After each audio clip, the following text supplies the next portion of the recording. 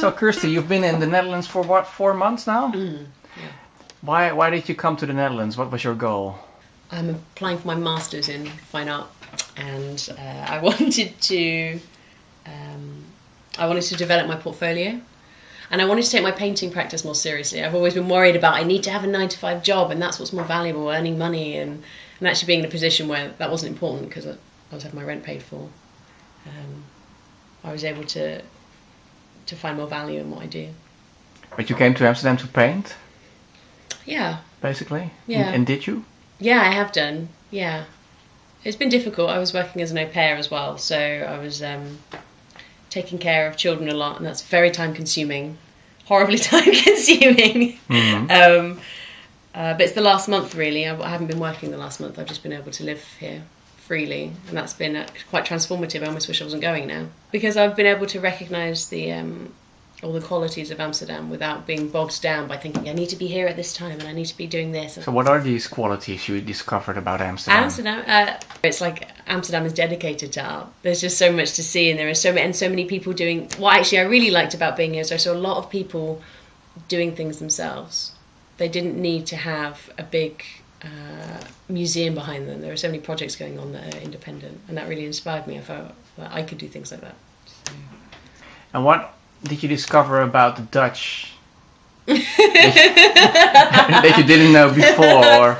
What's really struck me is the obvious thing, which is the directness. I really struggled with that because I feel maybe British people are overly sensitive. We just can't be.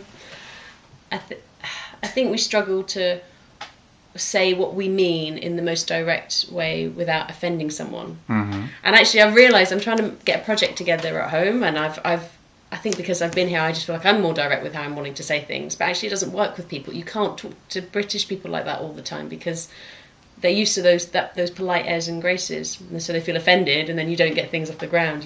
You know. Mm-hmm. So mostly it's been that, I suppose. What has been the most annoying thing about Dutch that you discovered?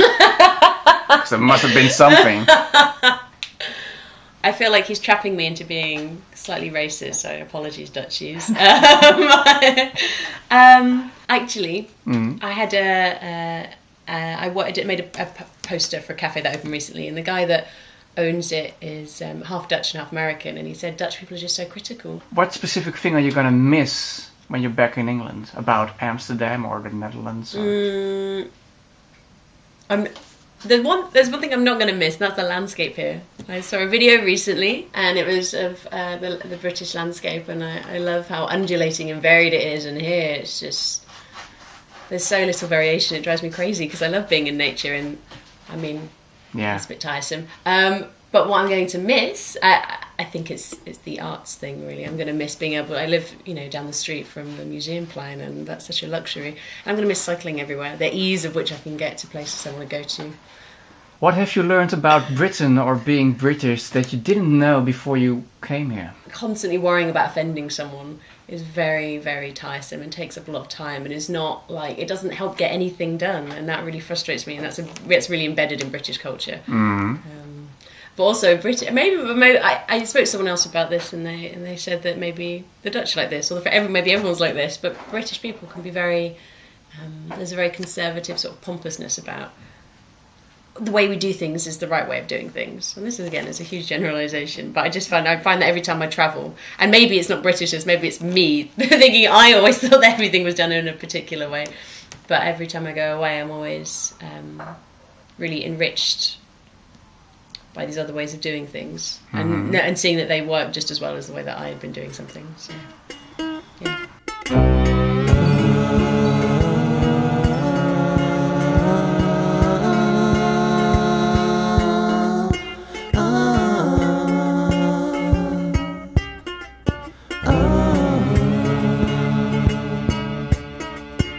So what sort of art do you make? I hate this question! So difficult to answer. Well, do you paint abstract abstract paintings, or do you make portraits?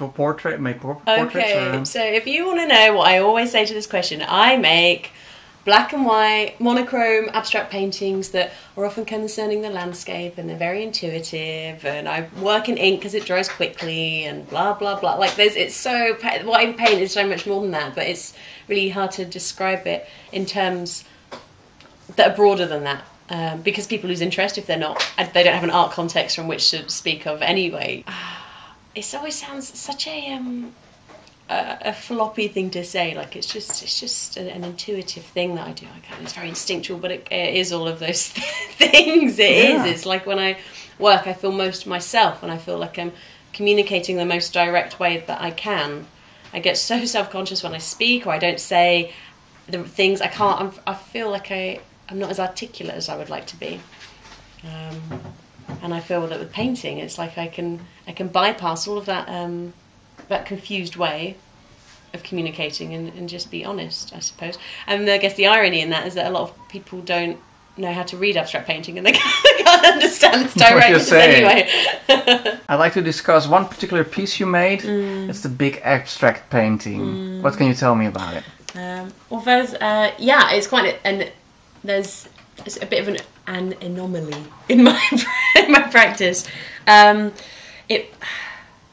It's actually, I don't know how, it's very large, and it's unusual because it's in marker pen. I'm normally working in Indian ink, and I've been making lots of smaller works in marker pen, and I wanted to return to about 6 years ago when I was studying. I had this. I had an entire wall just full of paper, and every day I would just draw on it in marker pen. Every day, it could be it was just like a conscious stream of thought, and it was a really successful process. And I thought, okay, well, what if I tried that again? Except it's 7 years on, and I've got all this different understanding behind me now. So that was kind of part of it, and it was just so.